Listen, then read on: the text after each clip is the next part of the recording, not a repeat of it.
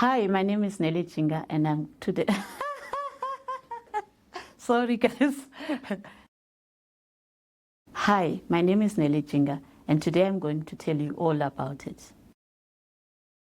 My name is Nelly Jinga, and I'm a researcher at the Health Economics and Epidemiology Research Office. My work here focuses mainly on HIV/AIDS and TB research. Today I'll be presenting findings from our study titled Uptake and Timing of Viral Load Testing and Frequency of Viremic Episodes During Pregnancy in South Africa. Monitoring viral load during pregnancy is critical for women living with HIV to ensure the prevention of vertical transmission of HIV. Despite clear guidelines recommending routine and timely viral load monitoring, we still know very little about how viral load testing is actually implemented in routine public healthcare settings. Most available evidence comes from controlled research environments, not real-world programmatic conditions. To address this gap, we use data from the National Health Laboratory Service, the National HIV Cohort, which includes lab records for nearly all patients receiving public sector HIV care in South Africa since 2004.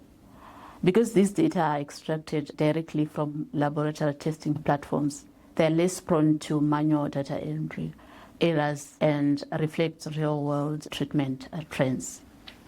To do this work, we linked this national laboratory dataset to an established maternal cohort of pregnant women living with HIV in Johannesburg. So our goal was to describe how often viral load testing occurs during pregnancy.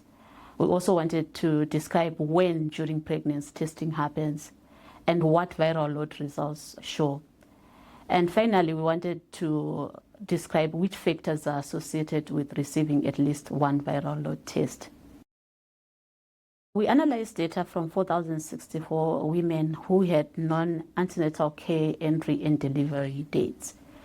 So we categorized viral load results as suppressed, which we defined as less than 400 copies per milliliter, low-grade viremia, which we defined as 400 to 1,000 copies per milliliter, and high-grade viremia, which we defined as more than 1,000 copies per milliliter.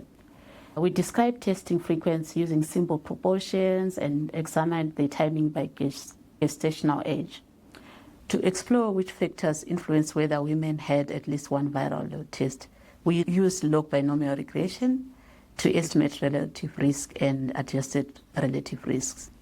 We considered factors such as maternal age, parity and gravidity, engagement in HIV care before pregnancy, gestational age at entry into antenatal care, and policy period, including the introduction of option B+.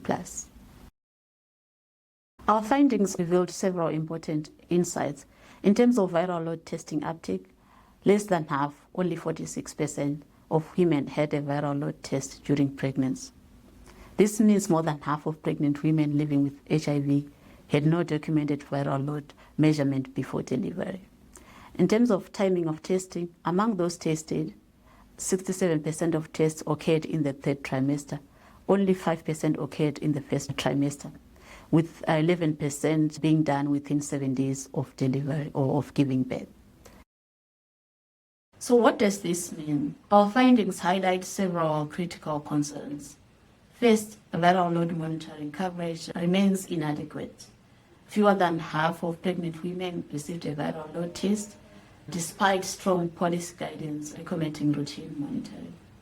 Second, the timing of testing is suboptimal.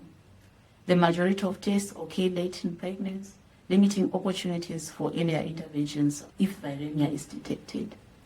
Third, although option B+ has led to meaningful improvements in testing uptake, gaps persist. Moving from 20% to 50% testing is clinically significant, but still far from universal coverage. Finally, younger women appear particularly vulnerable, highlighting the need for targeted strategies to improve engagement and adherence support in this group. To conclude, viral load monitoring during pregnancy in this real-world public sector setting remains suboptimal. Testing is often delayed until late pregnancy, Viral suppression rates during pregnancy are lower than expected. Policy changes like option B+ have improved uptake, but have not fully closed the gap. Younger mothers and women initiating ART during pregnancy require additional support. Therefore, strengthening timely viral load monitoring during pregnancy is essential to reduce vertical transmission and improve maternal health outcomes. Let me try it again.